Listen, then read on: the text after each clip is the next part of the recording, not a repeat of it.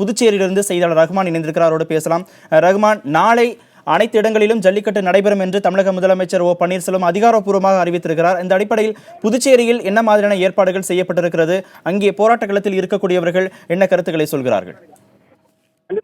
அதாவது தமிழக முதலமைச்சர் வெளியிட்ட இந்த அறிவிப்பு குறித்தான தகவல் புதுச்சேரி அதாவது ஏஎப்டி மைதானத்தில் திரண்டிருக்கக்கூடிய மக்கள் அந்த போராட்டக்காரர்களுக்கு நன்றாக அறிவிப்பு வெளிவந்திருக்கின்றன. இருந்த போதிலும் அதாவது அவர்களை பொறுத்தவரை இந்த அவசர சட்டத்தை நாங்கள் ஏற்றுக்கொள்ள முடியாது, இதற்கான நிரந்தர சட்டம் வேண்டும் என்ற வகையிலே அவர்களுடைய கருத்துக்களை தெரிவித்துக் கொண்டிருக்கிறார்கள். தற்போது இங்கு ஏராளமாக கிட்டத்தட்ட 10,000க்கும் மேற்பட்ட மாணவர்கள் குழுவிருக்கிறார்கள். மேலும் இந்த அவசர சட்டம் தொடர்பான தகவல் புதுச்சேரியுடைய பல்வேறு பகுதிகளிலே போராட்டத்தில் ஈடுபட்டிருந்தவர்கள், மாணவர்கள், இளைஞர்கள் மற்றும் பல்வேறு தரப்பினர் உடனடியாக இந்த போராட்ட களத்திற்கு, அதாவது புதுச்சேரி நீதிமன்றத்திற்கு எதிரே இருக்கக்கூடிய இந்த திடலுக்கு குவிந்தவண்ணம் இருக்கின்றார்கள்.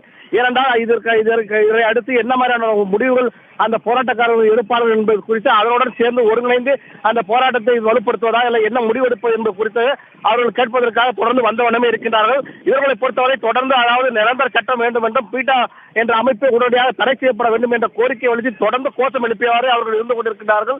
அதை காண முடிகின்றது. ஒரு சில போராட்டக்காரர்கள் நாம் பேசும்போது அதாவது அவசர சட்டம் என்பது அதாவது இந்த போராட்டத்தினால் ஏற்படுத்தப்பட்டதாக ஒன்றுதான். ஆகவே எங்களை பொறுத்தவரை நிரந்தர சட்டம் வேண்டும் என்பதற்காகத்தான் நாங்கள் இவ்வளவு மழையிலும் இதிலும் நாங்கள் இந்த போராட்டத்தில் நாங்கள் கடுமையாக ஈடுபட்டிருக்கின்றோம். ஆக எங்களை பொறுத்தவரை நிரந்தர சட்டம் வேண்டும் என்று தெரிவித்திருக்கின்றார்கள்.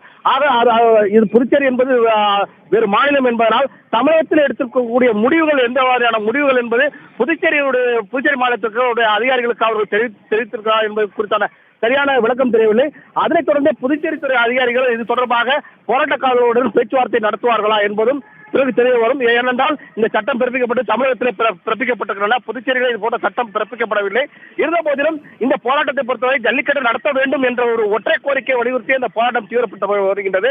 ஆகவே இந்த போராட்டம் என்பது ஒருங்கிணைந்த, அதாவது தமிழகம் மற்றும் புதுச்சேரியில் இருக்கக்கூடிய அனைத்து இளைஞர்கள், மாணவர்களுடைய ஒருங்கிணைந்த போராட்டமாக இருக்கின்றது. ஆகவே புதுச்சேரிக்கு அருகில் இருக்கக்கூடிய சென்னையிலே இந்த போராட்டம் தொடர்ந்து நடைபெற்று வருகின்றது. ஆகவே அங்கு என்ன மாதிரியான ஒரு முடிவு எடுப்பார்களோ அந்த முடிவை சார்ந்தே புதுச்சேரியில் இருக்கும் என்று எதிர்பார்க்கப்படுகின்றது. கார்த்திகேயன்.